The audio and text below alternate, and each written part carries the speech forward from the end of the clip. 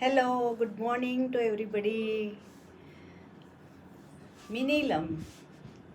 आत्ता रविवारीच आपला मातृदिन झाला नाही का, mother's day, special mother's day. त्या दिवशी काय आईची चैनीच असती नाही का. म्हणजे कुठे असती चैनी? फक्त व्हॉट्सअप मीडियावर.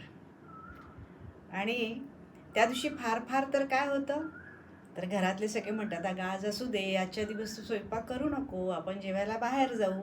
किंवा एखादी मुलगी असेल, मुलगा असेल तर जेवायला बाहेर घेऊन जातात का, त्या दिवशी काहीतरी मम्मीला गिफ्ट देतात वगैरे.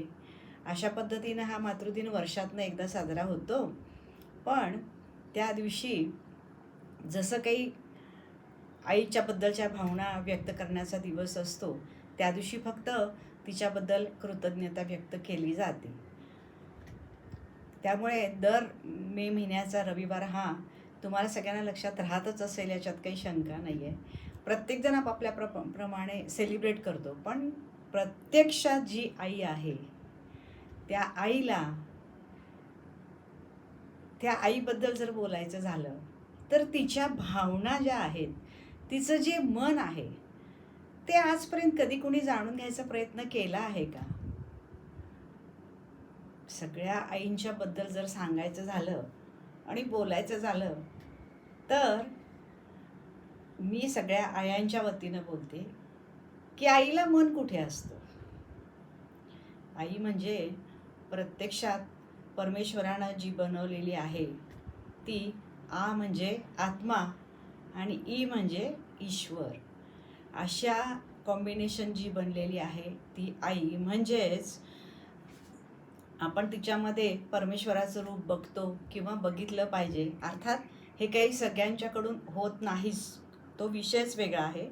पण ह्या आईला जेव्हा परमेश्वरानं बनवलं तेव्हा त्यानं तिचं स्वतःचं मन सोडून किंवा स्वतःला सोडून बाकी सगळ्या घरातल्या लोकांची, सगळ्या गोष्टींची काळजी घेणे, लक्ष देणे, त्यांच्यासाठी जे काही करायला हवं आयुष्यभर ते सगळं करणे आणि सगळ्यात महत्त्वाचं निर्व्याज्य प्रेम करणे.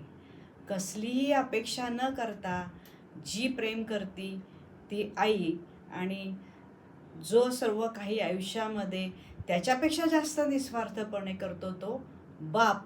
की निदान आई व्यक्त तरी होते, पण बापाला तर कधी व्यक्त होण्याची सुद्धा संधी असत नाही. बिचारा आयुष्यभर राब राब राब राबत असतो. आई आणि बाबा दोघांचं हे जे कॉम्बिनेशन आहे ते कॉम्बिनेशन फक्त आपल्या मुलांना आपल्या आयुष्यात जे काही मिळालं नाही आणि आपण जे काही करू शकलो नाही त्याचा त्यांना त्रास होऊ नये या दृष्टीनं जे काही करता येईल ते सगळं करत असतात. त्यावेळेला त्यांना त्यांच्या कष्टांची कधीही तमा वाटत नाही. पण आईचं मन या विषयावर आज मी जरासं सांगणार आहे की खरंच आईला मन कुठे असतं. प्रत्येकजण आपापल्या मनाप्रमाणे, आपल्या तऱ्हेप्रमाणे, आपल्या गरजेप्रमाणे वागत असतो. आईला आयुष्यभर ऑर्डर सोडत असतो आणि आई आयुष्यभर आपल्या पोरांसाठी तो असू दे का नसू दे, त्याला जे काही हवं नाही तो आला, कुठे बाहेरगावी राहत असेल, परगावी शिकायला असेल तर तो आला, तर त्यावेळेला आईच्या स्थितीची जी असते, जे तिचं मन खालीवर होत असतं की मला माझ्या लेकाला हे करून घाल, माझ्या लेकाला ते करून घाल, माझ्या मुलांनी हे खाल्लं पाहिजे, हे केलं पाहिजे, हे शिकलं पाहिजे, याव आणि त्याव 100 भानगडी ती करत असते.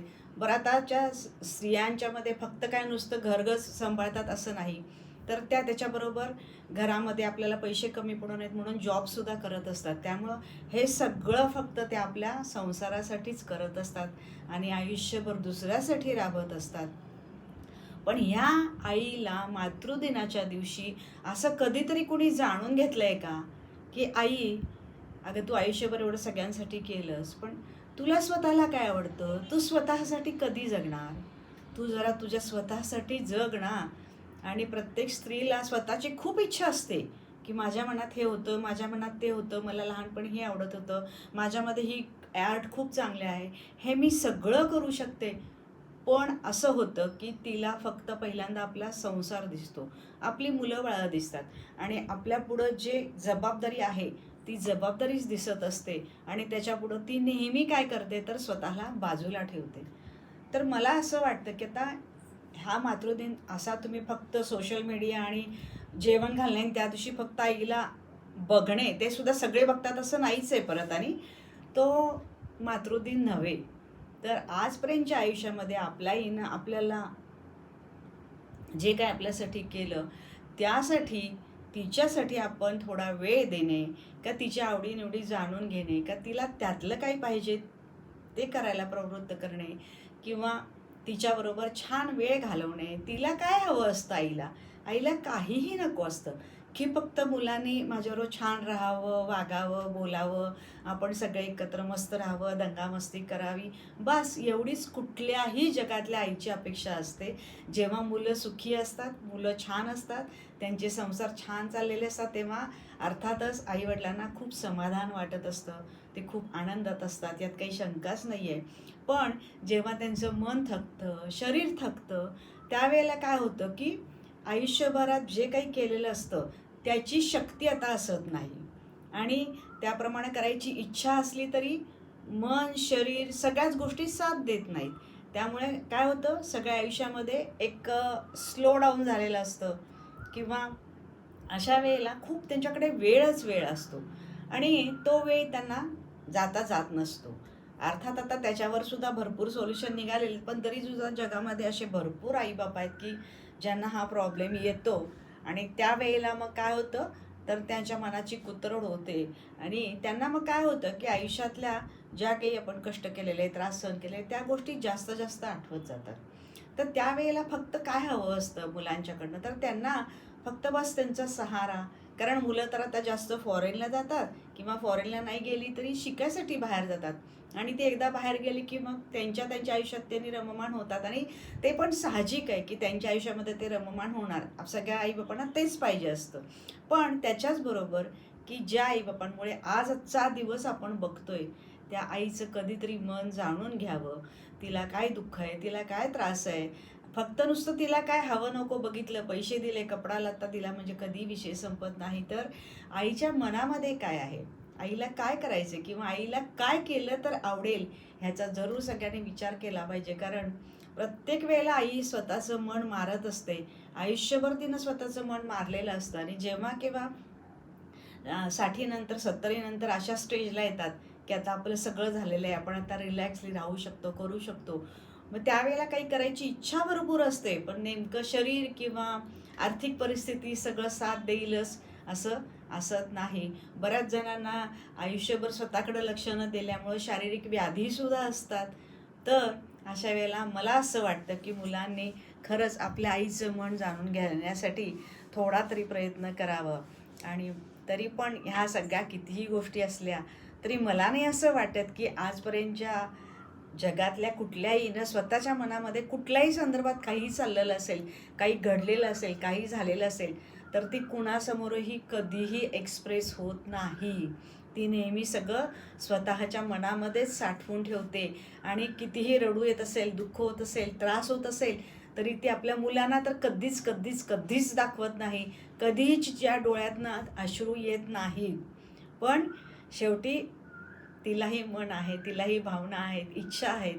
म्हणजे आपल्या सगळ्या भावना, इच्छा दाबून दाबून दाबून दाबून ना तिला एक त्या प्रकारची सवयच झालेली असते. आणि मग किती मुलगी ती हुशार असू दे, ती बाई हुशार असू दे, तिच्यामध्ये कॉन्फिडन्स असू दे, तिच्यामध्ये किती करिअर असू दे, पण ह्या जेव्हा दोन्ही ती सर्कस करत असते तेव्हा कुठंतरी तिचा कॉन्फिडन्स हा कमी होतो, हरवत जातो. आणि अशा वेळेला मग आता तर कॉम्प्युटरचं आणि ए आयचं युग आलेलं आहे, आणि आता तरी ज्या सगळे ज्येष्ठ नागरिक आहेत त्यांना ह्या सगळ्या गोष्टी फटाफट फटाफट समजत नाहीत. शिकायचं म्हटलं तरी शिकताना कळतं पण वळत नाही, अशापैकी सुद्धा त्याचा प्रकार असतो. अशा वेळी सुद्धा मुलांची मदत हवी असते, पण मुलं त्यांच्या व्यापामध्ये इतकी बिझी असतात की ती काही मदत करायला त्यांना इच्छा असली तरी ते करू शकत नाहीत. आणि त्यांचा तो व्याप बघून आईवडील सुद्धा त्यांना विचारायला जात नाहीत. अशा वेळेला त्यांची इतकी गोची होती की आता काय करायचं. आता भरपूर क्लासेस वगैरे गोष्टी ऑनलाईन अमकं तमकं आहे, पण तरीसुद्धा सगळ्यांना ते काही ऑनलाईन वापरता येतं नाही येतं, ह्या सगळ्या भरपूर गोष्टी आहेत. अशा कितीतरी गोष्टी आहेत की ज्याची आईवडिलांना रिक्वायरमेंट असते. पण त्यावेळेला खरोखर मला असं वाटतं की निदान कधीतरी आईसाठी असा वेळ काढावा, आईबरोबर 2 तास 4 तास घालवावेत, तिला ज्या काही सगळ्या गोष्टींचं हवं आहे ते डिस्कशन करावं. आपल्या वडिलांसाठी सुद्धा वेळ द्यावा, आई वडिलांसाठी दोघांसाठी अशा पद्धतीनं काय केलं तर निदान थोडंसं तरी आईचं मन हलकं होईल असं वाटतं. पण एकूणच आजपर्यंतचं सगळं बघता मी हेच म्हणेन की आईला मन कुठे असते